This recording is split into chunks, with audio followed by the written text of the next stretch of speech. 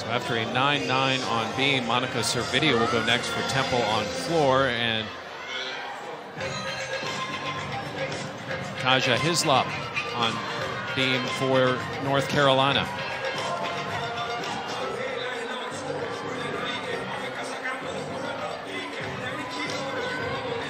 Front aerial to a back handspring step out for her series. First team All-Eagle on beam last year.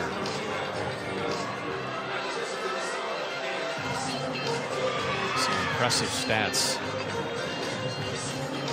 Khazia. I love her nickname. Her nickname is K-Money. And if you've got that nickname, you must be good.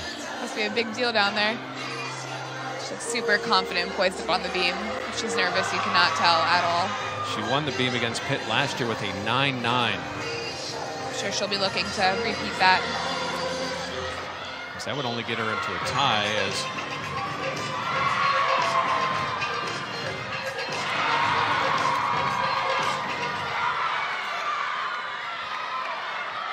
we see Lucy Brett for the Panthers over on bars, and a good finish. On beam.